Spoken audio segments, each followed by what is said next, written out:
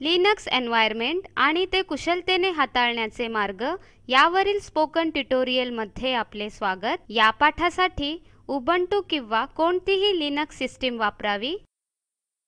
तुम्हाला Linux operating सुरू करणे तसेच कमांड्स, फाईल सिस्टीम आणि शेल याबद्दल थोडी माहिती आहे असे आपण समजूया. जर तुम्हाला या संकल्पनांबद्दल अधिक माहिती जाणून घ्यायची असेल तर ती स्पोकन ट्युटोरियलच्या संकेतस्थळावर इतर पाठांमध्ये उपलब्ध आहे. या पाठासाठी उबुंटू लिनक्स 10.10 वापरू. तसेच लक्षात ठेवा की लिनक्स केस सेन्सिटिव्ह आहे. जोपर्यंत सांगितले जात नाही तोपर्यंत वापरलेल्या सर्व कमांड्स लोअर केसमध्ये असतील. सिस्टीमने यूजर कमांड्सचा लावलेला अर्थ व दिलेला प्रतिसाद लिनक्स एन्व्हायर्नमेंटवर अवलंबून असतो. सोपेपणासाठी शेल सेटिंग्समध्ये बदल करतात. कसे ते पाहू. शेल कशा प्रकारे काम करेल हे शेल व्हेरिएबल्स ठरवतात. शेल व्हेरिएबल्सचे मुख्यत्वे दोन प्रकार आहेत: एन्व्हायर्नमेंट व्हेरिएबल्स आणि लोकल व्हेरिएबल्स. एन्व्हायर्नमेंट व्हेरिएबल्स नावाप्रमाणेच यूजरच्या एकूण एन्व्हायर्नमेंटमध्ये उपलब्ध असतात. शेलने निर्माण केलेल्या सबशेलमध्येही हे व्हेरिएबल उपलब्ध असतात. नावाप्रमाणेच लोकल व्हेरिएबल्सची उपलब्धता मर्यादित असते. हे शेलद्वारे बनवलेल्या सबशेलमध्ये उपलब्ध नसतात. या ट्युटोरियलमध्ये आपण मुख्यत्वे एन्व्हायर्नमेंट व्हेरिएबल्स बद्दल चर्चा करणार आहोत. आता प्रथम आपण शेल व्हेरिएबल्सच्या व्हॅल्यू कशा घालायच्या ते पाहूया. शेलमधील व्हेरिएबल्स बघण्यासाठी सेट ही कमांड देऊया. टर्मिनलवर टाईप करा सेट स्पेस वर्टिकल बार मोर आणि एंटर दाबा. आपण चालू शेलमधील सर्व व्हेरिएबल्स बघू शकतो. उदाहरणार्थ होम हे एन्व्हायर्नमेंट व्हेरिएबल आणि त्याला दिलेली व्हॅल्यू बघा.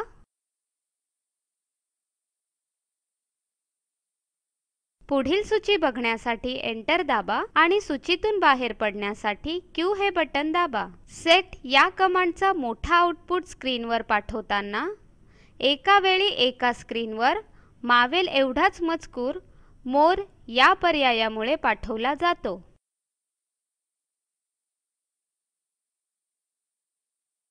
केवळ एन्व्हायर्नमेंट व्हेरिएबल बघण्यासाठी env ही कमांड कार्यान्वित करूया.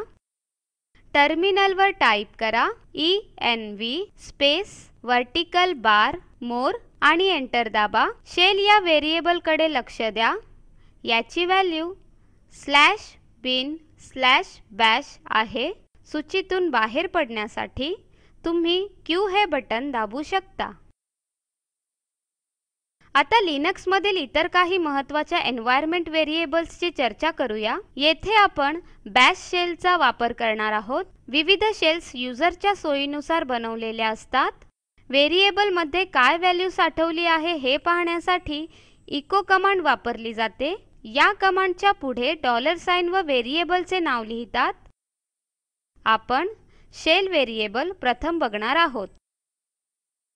यामध्ये चालू शेलचे नाव संचित केले जाते. शेल व्हेरिएबलची व्हॅल्यू बघण्यासाठी टर्मिनलवर इको स्पेस डॉलर शेल कॅपिटलमध्ये असे टाईप करून एंटर दाबा.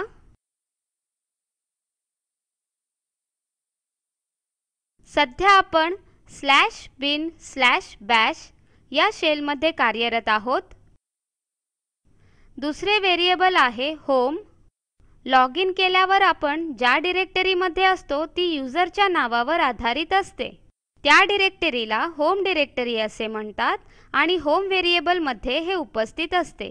व्हॅल्यू बघण्यासाठी टर्मिनलवर इको स्पेस डॉलर होम कॅपिटलमध्ये टाईप करून एंटर दाबा. पाथ व्हेरिएबल हे पुढील एन्व्हायर्नमेंट व्हेरिएबल आहे. कमांड फाईल शोधण्यासाठी शेल ज्या डिरेक्टरीज बघते त्यांची यादी पाथ या व्हेरिएबलमध्ये असते. आता पाथ व्हेरिएबलची व्हॅल्यू बघूया. टर्मिनलवर इको स्पेस डॉलर पाथ कॅपिटलमध्ये ही कमांड टाईप करा आणि एंटर दाबा. माझ्या संगणकावर /user/local /spin/user/local/bin इत्यादी डिरेक्टरीज दाखविल्या जात आहेत. प्रत्येक सिस्टीम प्रमाणे यात थोडा बदल असू शकतो. कॉलन या डिलिमिटरद्वारे डिरेक्टरीज ही सूची वेगळी केली आहे. शेल त्या क्रमाने एक्झिक्युटेबल कमांड्सचा शोध घेतो. आपण आपली स्वतःची डिरेक्टरी या सूचीत समाविष्ट करू शकतो, जेणेकरून आपली डिरेक्टरी देखील शेलद्वारे शोधली जाईल. आपली स्वतःची डिरेक्टरी समाविष्ट करण्यासाठी टर्मिनलवर टाईप करा पाथ कॅपिटलमध्ये $path कॅपिटलमध्ये :home/the name of my own home directory आणि एंटर दाबा.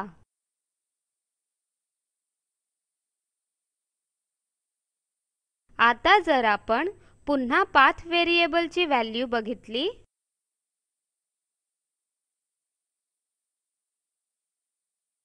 तर पाथ व्हेरिएबलमध्ये आपली डिरेक्टरी समाविष्ट झालेली असेल. बघा आता आपली डिरेक्टरी येथे उपस्थित आहे. अजून एक उत्सुकता वाढविणारे व्हेरिएबल म्हणजे लॉग नेम. हे सध्याच्या युजरचे नाव संचित करते. या व्हेरिएबलची व्हॅल्यू बघण्यासाठी टाईप करा इको स्पेस $logName आणि एंटर दाबा. टर्मिनलमधील डॉलरच्या चिन्हाला प्रॉम्प्ट म्हणतात. येथे आपण सर्व कमांड्स टाईप करतो. ती प्रायमरी प्रॉम्प्ट स्ट्रिंग आहे जी एन्व्हायर्नमेंट व्हेरिएबल PS1 मध्ये ठेवली जाते. येथे सेकंडरी प्रॉम्प्ट स्ट्रिंग देखील आहे. जर कमांडला एका ओळीपेक्षा जास्त जागा लागत असेल तर दुसऱ्या ओळीपासून ग्रेटर दॅन चिन्ह प्रॉम्प्ट म्हणून दिसते. ही सेकंडरी प्रॉम्प्ट स्ट्रिंग असून ती एन्व्हायर्नमेंट व्हेरिएबल PS2 मध्ये ठेवली जाते. सेकंडरी कमांड प्रॉम्प्ट ची व्हॅल्यू बघण्यासाठी टर्मिनलवर इको स्पेस $PS2 असे टाईप करून एंटर दाबा. आपण आपली प्रायमरी प्रॉम्प्ट स्ट्रिंग बदलू शकतो, जसे की प्रॉम्प्ट म्हणून @ हे चिन्ह. हे करण्यासाठी टाईप करा PS1 अवतरण चिन्हात @ आणि एंटर दाबा. आता प्रॉम्प्ट म्हणून डॉलरच्या चिन्हाऐवजी आपल्याला @ हे चिन्ह दिसेल. आपण अजून एक गंमत करू शकतो, जसे की आपण प्रॉम्प्ट म्हणून युजरनेम ही दर्शवू शकतो. त्यासाठी केवळ टाईप करा PS1 अवतरण चिन्हात $logName कॅपिटलमध्ये आणि एंटर दाबा. आता माझे युजरनेम येथे प्रॉम्प्ट म्हणून दिसत आहे. हे पूर्ववत करण्यासाठी केवळ टाईप करा PS1 अवतरण चिन्हात $, आणि एंटर दाबा. आपण अनेक एन्व्हायर्नमेंट व्हेरिएबल्सना व्हॅल्यूज दिलेल्या आहेत. परंतु एक लक्षात ठेवा की हे बदल केवळ चालू सत्रासाठी मर्यादित असतात. जसे आपण आत्ताच आपली डिरेक्टरी पाथ व्हेरिएबल मध्ये समाविष्ट केली होती. जर आपण टर्मिनल बंद करून पुन्हा उघडले किंवा एक नवे टर्मिनल उघडून त्यात इको कमांड कार्यान्वित करून पाथ व्हेरिएबलची व्हॅल्यू तपासली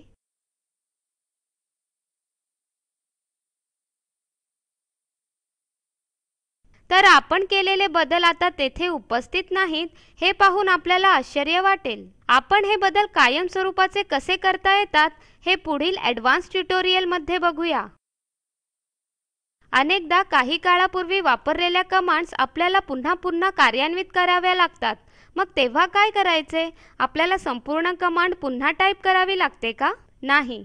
त्यासाठी इतर अनेक मार्ग आहेत. प्रथम जर आपण कीबोर्डवरील अप ॲरोचे बटन दाबले तर आपल्याला टाईप केलेली शेवटची कमांड दिसेल. तेच बटन दाबत राहिल्यास त्यामागील कमांड एक एक करून दिसतील. तर मागील कमांड बघण्यासाठी डाऊन ॲरोचे बटन दाबा. परंतु अनेक कमांड्समधून स्क्रॉल करत राहणे थोडे कंटाळवाणे होते. त्यापेक्षा चांगला मार्ग म्हणजे हिस्ट्री कमांड होय. कमांड प्रॉम्प्टवर हिस्ट्री टाईप करा आणि एंटर दाबा. आपल्याला पूर्वी कार्यान्वित झालेल्या कमांडची सूची दिसेल. मोठ्या सूचीऐवजी शेवटच्या केवळ 10 नोंदी बघण्यासाठी हिस्ट्री स्पेस 10 असे टाईप करून एंटर दाबा. लक्षात घ्या की सूचीमध्ये पूर्वी कार्यान्वित केलेल्या प्रत्येक कमांडला एक क्रमांक दिलेला आहे. एखादी कमांड पुन्हा कार्यान्वित करण्यासाठी केवळ टाईप करा उद्गार चिन्ह आणि त्यापुढे त्या कमांडचा क्रमांक, उदाहरणार्थ 442, जे या ठिकाणी एचो स्पेस $पाथ ही कमांड कार्यान्वित करेल. जर तुम्हाला शेवटची कमांड पुन्हा कार्यान्वित करायची असेल तर केवळ 2 वेळा उद्गार चिन्ह टाईप करा आणि एंटर दाबा. आपण पुढे टिल्डा सबस्टिट्यूशन बद्दल जाणून घेणार आहोत. होम डिरेक्टरीचे संक्षिप्त रूप दाखवण्यासाठी टिल्डा या चिन्हाचा वापर केला जातो. आता तुमच्या होम डिरेक्टरीमध्ये टेस्टट्री नावाची डिरेक्टरी आहे. त्या डिरेक्टरीमध्ये जाण्यासाठी सीडी स्पेस ~/टेस्टट्री ही कमांड टाईप करा. सीडी टिल्डा मायनस किंवा सीडी मायनस ही कमांड करंट डिरेक्टरीमधून आधी वापरल्या डिरेक्टरीत जाण्यासाठी उपयोगी पडते. आता आपण टेस्टट्री या डिरेक्टरीमध्ये आहोत आणि त्याआधी आपण होम या डिरेक्टरीमध्ये होतो. आता सीडी स्पेस मायनस टाईप करून एंटर दाबा. आपण होम या डिरेक्टरीमध्ये परत जाऊ. हीच कमांड पुन्हा कार्यान्वित करा. आता आपण पुन्हा टेस्टट्री या डिरेक्टरीमध्ये आलो आहोत. शेवटची पण थोडी महत्त्वाची एलियस ही कमांड आता आपण बघणार आहोत. आपल्याला मोठी कमांड पुन्हा पुन्हा कार्यान्वित करण्याची गरज भासू शकते. येथे आपण या कमांडला दुसरे एखादे छोटे नाव देऊ शकतो व कमांड कार्यान्वित करताना त्या दुसऱ्या नावाचा उपयोग करू शकतो. समजा आपल्याकडे डिरेक्टरीची मोठी हायरार्की आहे. त्यात आपण संगीत ऐकण्यासाठी सतत जात असतो. आपण त्याला अशा प्रकारे दुसरे छोटे नाव देऊ शकतो. Alias space cd music equal to अवतरण चिन्हात cd space /home /arc /files /entertainment /music असे टाईप करून एंटर दाबा. आता प्रत्येक वेळी या डिरेक्टरीमध्ये जाण्यासाठी केवळ सीडी म्युझिक टाईप करून एंटर दाबा. बघा आता आपण म्युझिक या डिरेक्टरीत आहोत. आता प्रॉम्प्टवर सीडी स्पेस मायनस ही कमांड टाईप करून तुम्ही मागील चालू डिरेक्टरीमध्ये जाऊ शकता. हायरार्कीला दिलेले दुसरे नाव काढून टाकण्यासाठी केवळ अनएलियस स्पेस सीडी म्युझिक असे टाईप करून एंटर दाबा. आता पुन्हा जर आपण सीडी म्युझिक ही कमांड टर्मिनलवर कार्यान्वित केली तर आपल्याला कमांड नॉट फाउंड अशी एरर दाखवेल. समजा चालू डिरेक्टरीमध्ये टेस्ट1 आणि टेस्ट2 या 2 फाईल्स आहेत आणि जर आपण rm आणि टेस्ट1 ही कमांड कार्यान्वित केली तर टेस्ट1 ही फाईल डिलीट होईल. आपल्याला माहित आहे की rm या कमांड सोबत -i हा पर्याय डिलीट करण्याच्या प्रक्रियेला इंटरॅक्टिव्ह बनवतो. आता आपण एलियस या कमांडनी एलियस बनवू शकतो. एलियस rm इक्वल टू अवतरण चिन्हात rm स्पेस -i. आता आपण जेव्हा rm ही कमांड कार्यान्वित करू तेव्हा प्रत्यक्षात rm स्पेस -i कमांड कार्यान्वित होईल. या प्रकारे आपण पाहिले की टेस्ट1 ही फाईल डिलीट झाली, परंतु टेस्ट2 डिलीट करण्यापूर्वी सिस्टीम आपल्याला परवानगी विचारते. आपण या ट्युटोरियलमध्ये एन्व्हायर्नमेंट व्हेरिएबल, हिस्ट्री आणि एलियस बद्दल शिकलो. हा पाठ येथे संपत आहे. हे प्रोजेक्ट टॉक टू टीचर या प्रोजेक्टचा भाग आहे. यासाठी अर्थसहाय्य national mission on education through ICT MHRD यांच्याकडून मिळालेले आहे. यासंबंधी माहिती पुढील साईटवर उपलब्ध आहे. या ट्युटोरियलचे मराठी भाषांतर मनाली रानडे यांनी केले असून मी कविता साळवे आपला निरोप घेते. सहभागासाठी धन्यवाद.